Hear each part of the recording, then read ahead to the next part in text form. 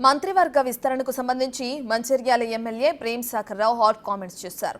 తన గొంతు కోస్తే తన వాళ్ల గొంతు కోసినట్టేనని, తనను కాకుండా పార్టీలకు తిరిగి వచ్చే వారికి మంత్రి పదవి ఇస్తే ఉమ్మడి ఆదిలాబాద్ జిల్లాకు అన్యాయం జరుగుతుందన్నారు. మంచిర్యాల జిల్లా కేంద్రంలో జరిగిన జై బాపు జై భీమ్ జై సంవిధాన్ సభా వేదికపై ఉప ముఖ్యమంత్రి బట్టి విక్రమార్క ఎదుటనే తన గోడును వెళ్లబోసుకున్నారు. ఉమ్మడి ఆదిలాబాద్ జిల్లాకు మంత్రివర్గ విస్తరణలో అర్హులకు స్థానం కల్పించాలంటున్న మంచిర్యాల ఎమ్మెల్యే ప్రేమ్ సాగర్ రావుతో మా ప్రతినిధి ఇర్ఫాన్ ఫేస్ టు ఫేస్. రాష్ట్ర కేబినెట్ విస్తరణ మరొకసారి పొడిగించబడింది. అయితే కేబినెట్ విస్తరణకి సంబంధించి రాష్ట్ర వ్యాప్తంగా పలువురు ఎమ్మెల్యేలు తమ ఫీడ్ని వినిపిస్తున్నటువంటి సందర్భంలో తాజాగా మంచిర్యాల జిల్లాలో జై బాపు జై భీమ్ జై సంవిధాన్కి సంబంధించి మంచిర్యాల ఎమ్మెల్యే కూడా ఆసక్తికరమైన వ్యాఖ్యలు చేశారు. మరి దానికి సంబంధించి ఎందుకు అలా మాట్లాడాల్సి వచ్చింది, సాక్షాత్తు రాష్ట్ర ఉప ముఖ్యమంత్రి ఉన్నటువంటి వేదికగా ఆయన తన ఆవేదన వ్యక్తం చేశారు. మరి దానికి దారితీసినటువంటి పరిస్థితులు ఏంటి అవన్నీ కూడా తెలుసుకునే ప్రయత్నం చేద్దాం. ప్రస్తుతం మనం మంచిర్యాల ఎమ్మెల్యే ప్రేమ్ సాగర్ గారితో ఉన్నాం. సార్ చెప్పండి, అసలు అలాంటి ఆసక్తికర వ్యాఖ్యలు చేయడానికి గల ప్రధాన కారణం ఏంటి? ఏదైతే గడిచిన నెల 2 నుంచి మీ ప్రింట్ కానీ ఎలక్ట్రానిక్ మాధ్యమాల్లో వచ్చిన పేర్లు ఇవన్నీ చూసిన తర్వాత కాంగ్రెస్ పార్టీ కార్యకర్తలు, కాంగ్రెస్ పార్టీ నాయకులు ఉమ్మడి జిల్లా మొత్తం ఒక ఆవేదనతో ఉన్నారు. వాళ్ళు రోడ్డు మీదకి వచ్చి లేకపోతే వాళ్ళందరూ వేల మంది వచ్చి వేదికల్లో నాకు ఇష్టం ఉండదు. ఇక వాళ్ళందరి తరఫున ఈరోజు నేను మాట్లాడకపోతే ఇక మాట్లాడే అవకాశం నాకు రాదు. సరే, అంటే ముఖ్యంగా ఇప్పుడు ఏదైతే ప్రేమ్ సాగర్ రావు పార్టీని కష్టకాలంలో కూడా నెట్టుకొచ్చారు, ఇంద్రవెల్లి సభ నుండి అట్లాంటి పరిస్థితుల్లో కూడా పార్టీని కాంగ్రెస్ పార్టీని ఒక స్థాయికి తీసుకొచ్చినటువంటి ప్రేమ్ సాగర్ ఈ రోజున పార్టీకి సంబంధించి ఇదే మంత్రి పదవి విషయంలో ఇలా అడగాల్సిన పరిస్థితి వచ్చింది. దీనిపైన మీ స్పందన ఏంటి? మంత్రి పదవి అనేది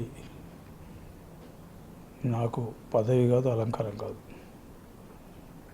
ఉమ్మడి ఆదిలాబాద్ జిల్లా ఆదివాసులు, దళితులు, గిరిజనులు,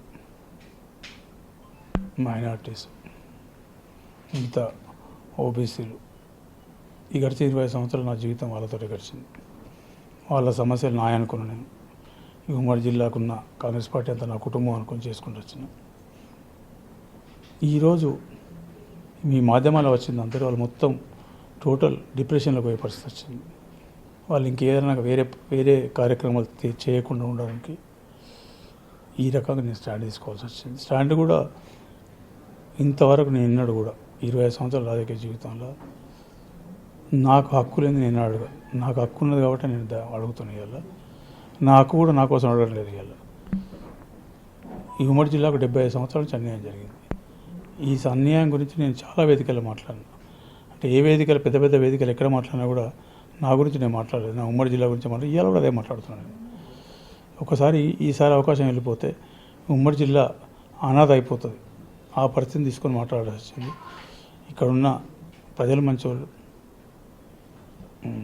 ప్రాంతం మంచిది. ఈ ప్రాంతంలో ఉట్టి పేరు చదువుకున్నారు కాబట్టి ఈ ప్రాంతానికి ఏదో ఒకటి చేసి కనీసం ఎంతో కొంత రుణం తెచ్చుకునే ఆలోచనతో రాజకీయాలకు వచ్చిన నేను. ఏదైతే డిప్యూటీ సీఎం ఉన్నటువంటి వేదిక మీదుగానే మీరు అంటే చెప్పడం జరిగింది, ఇక్కడ ఏదైతే ఆదిలాబాద్ జిల్లాకు అన్యాయం జరిగితే సహించేది లేదు అని. అంటే ఉమ్మడి ఆదిలాబాద్ జిల్లాకు మరోసారి అన్యాయం జరగబోతున్నా. ఇంద్రవెల్లి సభలో చెప్పిన నేను, ఖర్గే గారు ముంగట సభ చెప్పాను, ఇంద్రవెల్లి అప్పటి పీసీపీ ముఖ్యమంత్రి సభలో కూడా చెప్పిన నేను. ముఖ్యమంత్రి చాలా సందర్భాల్లో మీటింగ్లు, జిల్లా మీటింగ్లు పెట్టినప్పుడు మాట్లాడినా. అది ఆయనే రీఇటరేట్ చేసిండు. ముఖ్యమంత్రి గారు పెద్దపల్లి చెప్పిండు, ప్రేమ్ సాగర్ రావు గారు ఎప్పుడు మాట్లాడినా ఉమ్మడి ఆదిలాబాద్ జిల్లా గురించి మాట్లాడతారని. నేను చెప్పాలి అవసరం లేదు కదా, నేను చెప్పాను కదా. ఆ వేదిక వీళ్ళు కూడా మరి వీళ్ళ గురించి చెప్పాలి కదా అని. ఉమ్మడి జిల్లా ఇప్పుడు వాళ్ళకు ఇది ఒక గేమ్, పవర్ గేమ్. ఇది నాకు కాదు. సో చివరిగా అంటే ఇప్పుడు మళ్ళీ ఉమ్మడి జిల్లాకి అన్యాయం జరగాలి అంటే మళ్ళీ ఒకసారి మంత్రి పదవి రాని పక్షంలో అట్లాంటి ఆలోచన ఏదంటే ఆదిలాబాద్ జిల్లా మరొకసారి ఉద్యమం జరుగుతుందని చెప్పి మీరు ప్రధానంగా వ్యాఖ్యానించారు. మరి ఏంటి ఆ వ్యాఖ్యల వెనుక ఉద్దేశం ఏంటి? మీరు నన్ను వాళ్ళకి లాగాల్సిన అవసరం నేను ఉద్యమం జరుగుద్దని చెప్పలే. ఇది ఉద్యమాల ఉద్యమాల నుంచి మొదలైందని చెప్పిన.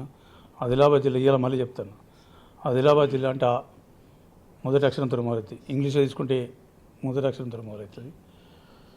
కాంగ్రెస్ పార్టీ, తెలుగుదేశం పార్టీ ఆవిర్భావం తర్వాత, టీఆర్ఎస్ ఆవిర్భావం తర్వాత ఈ తెలంగాణ రాష్ట్రంలో కాంగ్రెస్ పార్టీ అధికారం ఎప్పుడొచ్చినా కూడా ఉమ్మడి ఆదిలాబాద్ జిల్లాలో మెజార్టీ స్థానాలు తీసుకున్నప్పుడు మాత్రమే అధికారంలోకి వచ్చింది. ఇవాళ జిల్లా అధ్యక్షులు ఉన్నది, జిల్లాలో 4 సీట్లు గెలిచినాయి, 4 గెలిచినాయి కాంగ్రెస్కు. ఈ 3 గెలిచి పూర్తి ఉన్నాయి. కానాపుకు సంబంధించిన ఒక జన్నారం మండలం ఉంది. ఆ జన్నారం మండలం ఓట్లతోటి ఆ అభ్యర్థి కూడా గెలిచిండు. అప్పటివరకు 3000 మైనస్ ఉంటే 6000 ప్లస్ అయితే 3000 గెలిచిండు. కాబట్టి పార్టీని నిర్మాణం చేసుకుంటూ వచ్చినాం, పార్టీని కాపాడుకుంటూ వచ్చినాం.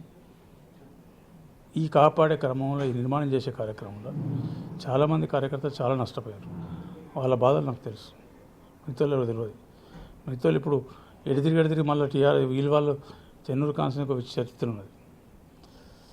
అక్కడ లీడర్లు అందరూ ఒక 2 నెలలు మాత్రమే అధికారం ఉండరు. ఎలక్షన్ల కన్నా ముందు నెలలో, ఎలక్షన్ల కన్నా నెలల తర్వాత వాళ్ళు మొత్తం వాళ్ళే ఉంటారు. ఎప్పుడు కూడా ఒక ఎమ్మెల్యే అనేటువంటి మారుతారు అంతే, పార్టీ అధికారం మారుతారు అంతే.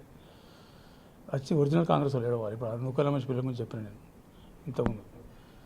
వాళ్ళు ఎందుకు ఉండాలి పార్టీ కోసం, ఎందుకు చేయాలి? 23 సంవత్సరాలు చేసి గాడిద అందరూ వారిపోతే గాడిద శాఖ చేసినోడిని కనీసం ఆయన జాగ్రత్త మీరు కూర్చున్నారు, ఎమ్మెల్యే సంతోషం. ఆ పిల్లగాన్ని పిలిచి మాట్లాడే, బాబు నీకు నష్టం జరిగింది, నీకు ఏదైనా పదవి గురించి నేను మాట్లాడన్నా, లేకపోతే ఏదైనా చేయాలన్నా మాట్లాడాలి కదా. ఇది పరిస్థితి. అయితే ఉమ్మడి ఆదిలాబాద్ జిల్లాకి మరొకసారి అన్యాయం జరిగితే ఊరుకునే ప్రసక్తే లేదు. ప్రస్తుతం అయితే నా వ్యాఖ్యల వెనుక ఆంతర్యం ఇదే. అధిష్టానం గుర్తిస్తుంది ఏం జరుగుతుంది అనేది కూడా. మరొకసారి ఆదిలాబాద్ జిల్లాకి ఇటు మంత్రి పదవి త్వరలోనే వస్తుందని ఆశాభావం వ్యక్తం చేస్తున్నారు Mancherial MLA Prem Sagar Rao. Video journalist భూమేష్తో ఇర్ఫాన్, బిగ్ టీవీ.